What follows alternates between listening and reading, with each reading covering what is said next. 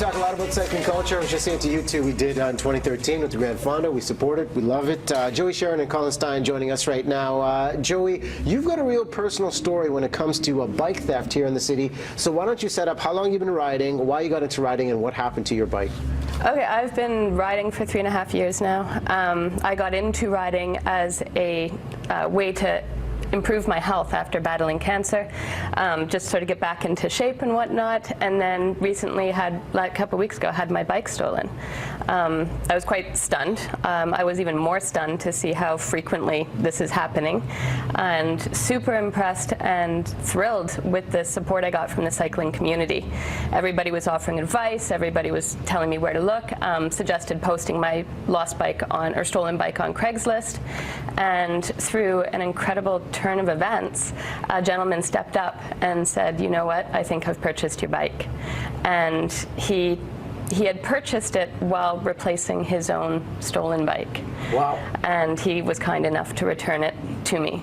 And we've got some of the photos with you on your bike, and over $70,000 raised, all for a good cause. You mentioned cancer being a personal issue, personal battle for you, and you are part of a team that has done great things on this bike. Yeah, we've raised so about just under $70,000 and thousands of kilometers raised. I'm on a new team now, Ovecare, and there is 75 people on the team, and to date, just around 400,000 raised. Now, what's remarkable about this story, and Colin, you're here from Hub Vancouver, and bike safety on the roads is one thing, but bike theft still prevalent in the city. What is the best way to keep your bike safe if you're going to lock it up on the street there? Great question. I mean, it really comes down to a few simple points, and one of them is something like this. So just a really good high-quality U-lock. It's hardened steel covered with typically some sort of vinyl covering, and it does slow down bike thieves. If it takes them more than a couple minutes to be able to get around something, they just won't do it. It's also location. So Joey actually had her bike in a really good location. It was very visible. It was a lot of sort of street front activity. What you don't want to do is leave a bike out overnight, which she did not do. But leave it if you're going to be out overnight, take it inside. If you're just going to be out for a couple hours, put it against attach it to a rack, number one. If you don't have a rack nearby, we're talking about a steel pole bolted to the ground. Otherwise, if it's anything loose, anything people can slip it over or even take out, like a very thin tree, you'd be surprised. It'll happen. Karma almost comes full circle for you, Joey, in this case, where you have the Good Samaritan spotting your bike and saying, you know what, I purchased this, I think this is yours. Safety has got to come into play here, thinking that sometimes it may be the thief just trying to get the reward in a case like this. How do you execute something like this to get your bike back but still be safe? Well, I had reached out to the Vancouver police, and they suggested meeting. They came with me when I went to do the exchange and getting my bike back, and they were phenomenally supportive. And when they took time to interview the gentleman to confirm that he wasn't the thief, and it was a safe situation to be in.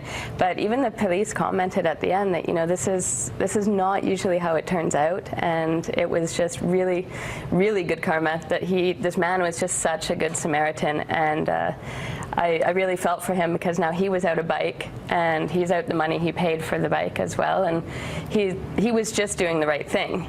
Like, that was something that he sort of kept saying to me while we were meeting. He was like, it seemed like the right thing to do, especially after just having his bike stolen. But he's paying it forward with this, and we quickly want to mention, I love the fact he came on here and a Good Samaritan steps up and essentially does what's right. He's out of pocket, as you mentioned, but when we heard about this story, we wanted to talk about it for bike safety.